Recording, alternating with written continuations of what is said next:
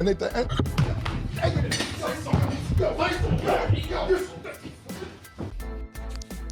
world champion Dolo on my hood. What do you think about my father? Great, legend, all time. Top of the line, bro. I just was wondering what happened after. What do you mean? He's there. Rock, the whole family.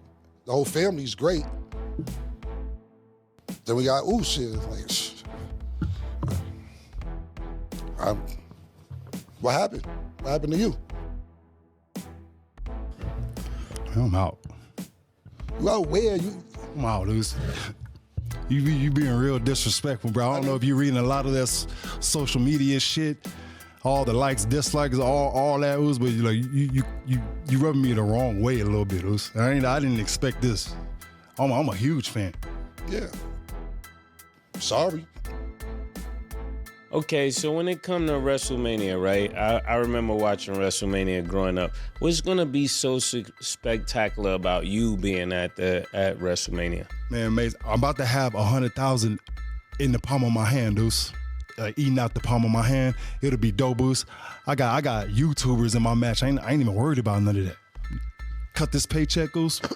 Hang out with my family, though. Well, listen, Mace, I don't have any more questions. Nick, I'm more mad at you because you keep bringing Saturday WrestleMania niggas here and you don't bring us a Sunday WrestleMania. Say less, Cam. I ain't got to be here. Talking to my producer, bro. You keep bringing Sunday. I need a Sunday WrestleMania. I don't smell what the Usos cooking. And at the end...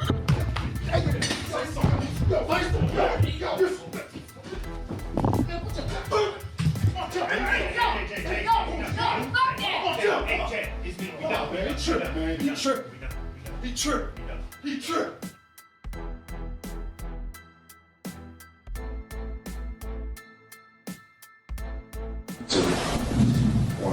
Well, listen, Mace, I don't have any more questions. Nick, I'm more mad at you because you keep bringing Saturday WrestleMania here and you don't bring us a Sunday WrestleMania. I'm talking to my producer, bro. You keep bringing Sunday. I need a Sunday WrestleMania. I don't smell what the Usos cooking.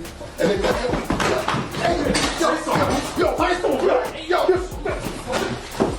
what's up? Hey, Jay, it's me. We done. He tripped. Yo.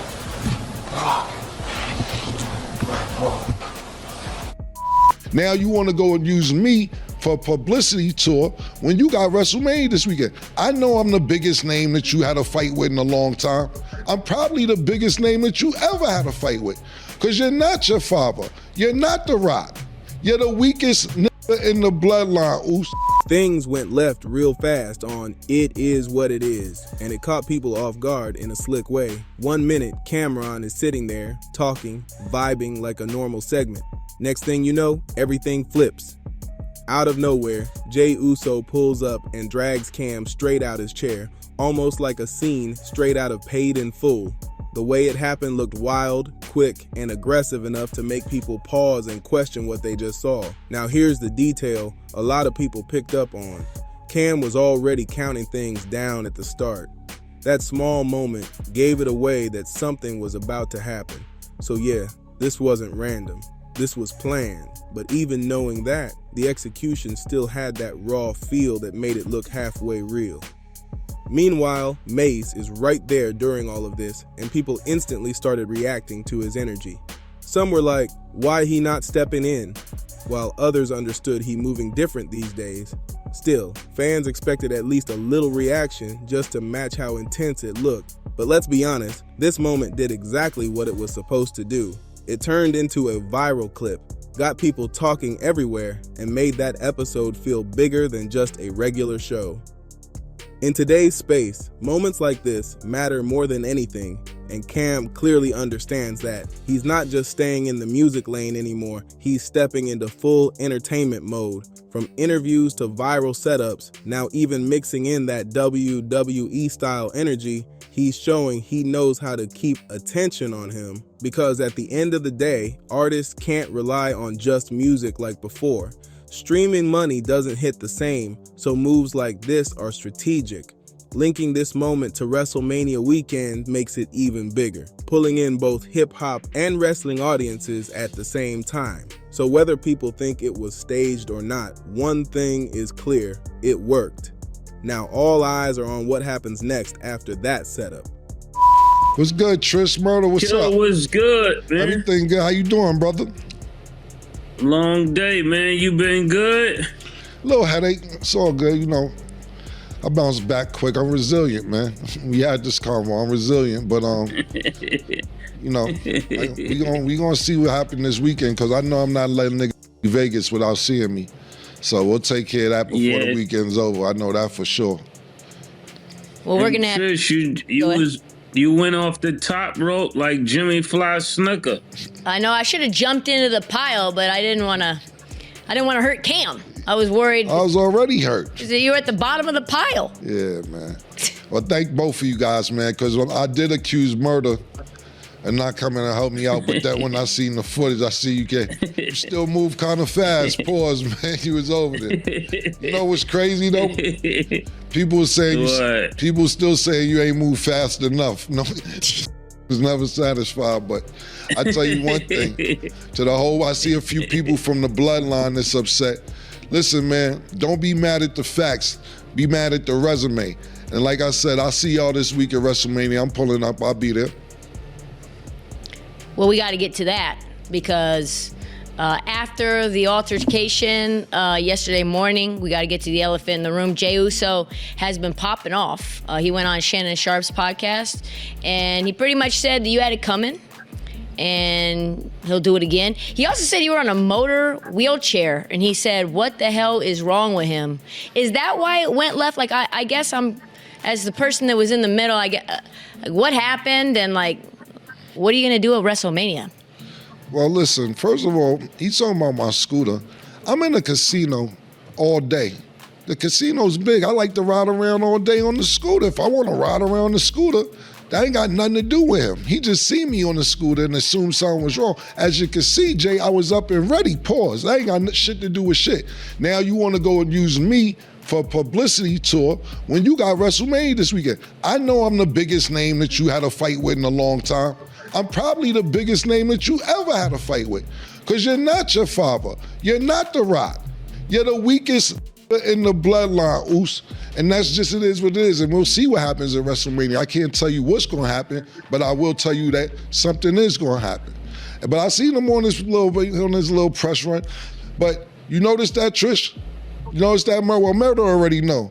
When you the big fish, that's what's gonna happen. You got WrestleMania, you fighting against Logan Paul, Speedo.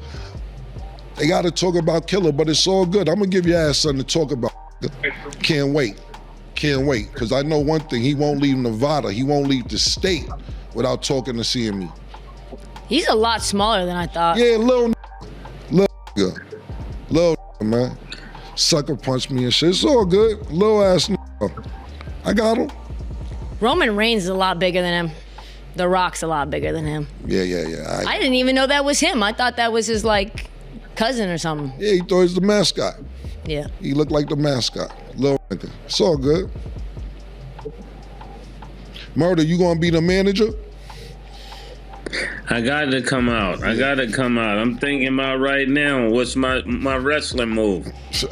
Well, look, don't trust me, you ain't gotta do too much. You could just manage me. Bobby the Brain Heenan.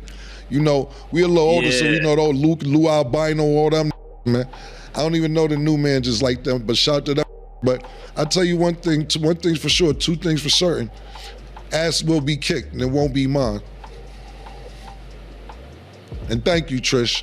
I know you here, basically, you're part of the show all year round, but I know you're filling in, and for you to jump up that quick and be on my team, man, I appreciate that, because a lot of other people may not have done that. I'm not sure, but I'm just saying, you move quick, you was on point. All day, every day. I was ready to go Rey Mysterio Jr. on that ass. There you go. You know what I mean? There you go. Hiya! Yeah, because I ain't gonna front.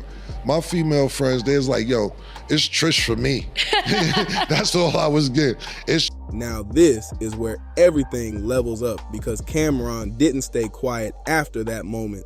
Soon as the clip started going viral, he came right back on "It Is What It Is" and addressed it head on, turning that whole situation into something even bigger. He made it clear real quick that he wasn't taking it lightly, and at the same time, he leaned right into the spotlight. Cam started talking about Jey Uso going on a whole press run, basically saying he's using Cam's name to build hype before the big event, and that's when he dropped that line, calling him the weakest in the bloodline, even bringing up names like The Rock to draw that comparison.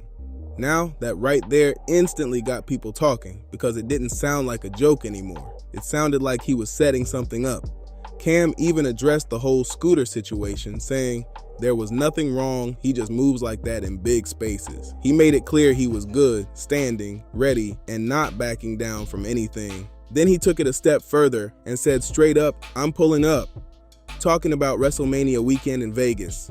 That's when people really started paying attention, because now it's not just a viral moment. Now it's turning into a full storyline, and you could hear it in his tone. He wasn't just talking for content. He said, "He not leaving Nevada without seeing me," which basically confirmed he's planning to show up and make something happen. Whether it's scripted or not, that kind of talk builds real anticipation. At the same time, the people around him were reacting too, joking, replaying the moment, even comparing it to wrestling moves. That whole energy made it feel like a mix between real tension and entertainment, which is exactly what keeps people locked in.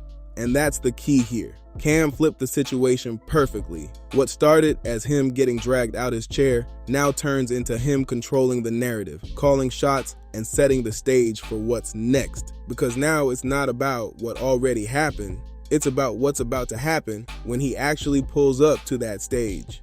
Now, as the conversation kept going, you could see Camron really settling into that moment and turning it into entertainment. The energy shifted from just reacting to building something bigger around it. He started breaking things down in a calm but confident way, even addressing how everything looked from the outside. When people questioned why he was on the scooter, he cleared it up simple, saying he's in big casinos moving around all day, so that's just how he gets around. Nothing deeper than that. But then he circled right back to Jey Uso and kept that pressure on him. He pointed out how Jey been everywhere talking, doing interviews, keeping his name in rotation, and Cam basically flipped that into motivation. In his words, when you the big fish, people gonna use your name to stay relevant. That's when the conversation started getting more layered, because now it wasn't just about that one moment anymore. It became about status, visibility, and who really benefits from all this attention. At the same time, the people around him were adding to it, joking about how everything went down, even bringing up how fast certain people reacted during the situation. You could hear them going back and forth about who moved quick, who hesitated, and how it all looked on camera. And that kind of back and forth made the whole thing feel more real, even if it's entertainment. It gave the audience more angles to look at instead of just one simple narrative.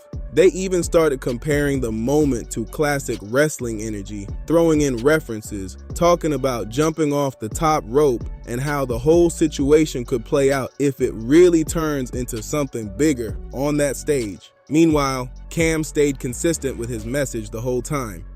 He's not ducking anything, and he's ready for whatever happens next. He even started talking about possibly having a move, like he really thinking about stepping into that world for real. And that's what makes this interesting, because now it's not just a promo anymore. It's starting to feel like a setup for a full moment, something that could actually happen in front of a live crowd. So now everything is building toward that weekend, and people are watching to see if this stays talk or turns into action. Now at this point, everything is lined up perfectly, and the tension is sitting right where it needs to be. What started as a wild moment on "It Is What It Is" has now turned into a full storyline heading straight into WrestleMania weekend.